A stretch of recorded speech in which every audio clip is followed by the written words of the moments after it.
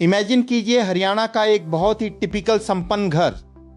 आंगन में 2 बड़ी बड़ी एसयूवी गाड़ियां खड़ी हैं, पीछे कई एकड़ जमीन है। हम उस राज्य की बात कर रहे हैं जिसकी प्रति व्यक्ति आय लगभग 4 लाख है, जिसे भारत का ब्रेड बास्केट कहा जाता है। ये जो अमीरी की छवि है, इसके मुंह पर एक बहुत जोरदार तमाचा है।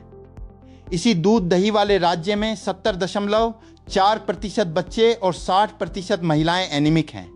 क्या खोखला विकास है ये? हम अक्सर एनीमिया को भूखमरी से जोड़कर देखते हैं। हमें लगता है कि प्लेट में खाना कम है तभी इंसान एनीमिक होगा, लेकिन हरियाणा का ये डेटा बायो अवेलेबिलिटी का सीधा मतलब है कि आप जो खाना खा रहे हैं उसमें से कितना हिस्सा आपका शरीर असल में सोख पा रहा है। मैं समझ सकता हूं, पहले उंगली से खून लिया जाता था, लेकिन कई वैज्ञानिकों और पब्लिक हेल्थ एक्सपर्ट्स ने आवाज उठाई कि यह तरीका बहुत ही भ्रामक है। होता क्या है कि जब आप उंगली से खून निकालते हैं तो खून के साथ साथ वहां का टिश्यू फ्लूइड भी मिक्स हो जाता है। जब शिरा से खून लेकर चेक किया गया तो एनीमिया के आंकड़े काफी कम पाए गए। तो ये बहस छिड़ गई कि क्या NFHS का जो उंगली वाला टेस्ट है वो भारत में सटीक है। ये एक्यूरेसी की बहस है, लेकिन आंकड़े चाहे 70% से घटकर थोड़े कम हो जाएं, फिर भी हरियाणा में एनीमिया का स्तर WHO के पैमाने पर गंभीर है। अगर आप हरियाणा की टिपिकल डाइट को देखें तो ये मुख्य रूप से 2 चीजों पर टिकी है, गेहूं और डेयरी, मतलब रोटी और दूध दही। गेहूं और डेयरी मैग्नेट की तरह काम करते हैं। जैसे ही आयरन पेट में पहुंचता है, रोटी के फाइटेट्स उस आयरन से चिपक जाते हैं और उसे शरीर से बाहर फेंक देते हैं। चाय की पत्तियों में टैनिन नाम का तत्व होता है।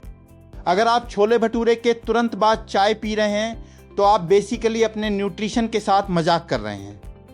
जब आप पालक पनीर खाते हैं तो पनीर का कैल्शियम पालक के आयरन को ब्लॉक करता है। बच्चा आयरन के लिए तड़प रहा है। चौंकाने वाला सच ये है कि उसी घर की महिलाओं में एनीमिया 60% है, जो पुरुषों से सीधे सीधे 3 गुना ज्यादा है। यहीं से ये मुद्दा जीव विज्ञान का नहीं, ये समाजशास्त्र एंड जेंडर असमानता का एक बहुत कड़वा सच बन जाता है। महिलाओं को 32 से 37 मिलीग्राम आयरन चाहिए। ये तो पुरुषों से लगभग 2 गुना हो गया, क्योंकि लड़कियों को हर महीने पीरियड्स में खून जाता है। कुछ बहुत ही खतरनाक सामाजिक अंधविश्वास इस संकट को अलग ही लेवल पर ले जाते हैं। पीरियड्स के समय घी वाली चाय दी जाती है। विज्ञान कहता है कि छाछ में मौजूद लैक्टिक एसिड फाइटेट्स के असर को कम करता है, लेकिन इसे ठंडा कहकर रोक दिया जाता है। महिलाओं को पपीता, हरी सब्जियां खाने से डराया जाता है कि इससे बच्चा काला पैदा होगा।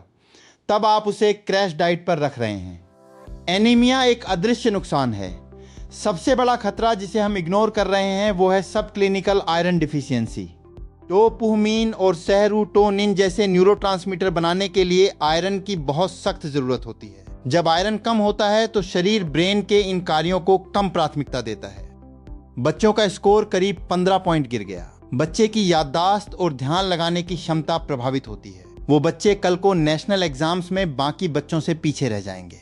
आयरन की कमी के कारण भारत को हर साल अपनी कुल GDP का 1.18% से लेकर 4% तक का नुकसान हो रहा है। बाजरा, एक समय था जब हरियाणा बाजरे का गढ़ हुआ करता था। बाजरे का सेवन करने से हीमोग्लोबिन 13% तक बढ़ सकता है। दूसरा समाधान, लोहे के बर्तन। रिसर्च कहती है कि लोहे के बर्तन में खाना पकाने से 16% तक अतिरिक्त आयरन जुड़ जाता है। चाय को खाने से कम 1 घंटा दूर रखें और खाने में थोड़ा सा विटामिन C, नींबू या आंवला मिला लें। अगली बार जब आप लंच के बाद चाय उठाएं तो सोचिए कि आप क्या कर रहे हैं। क्या पता वो बच्चा न तो नासमझ है और न ही बदमाश, बल्कि शायद समाज और उस थाली ने उसके दिमाग को पूरी क्षमता से चलने ही नहीं दिया।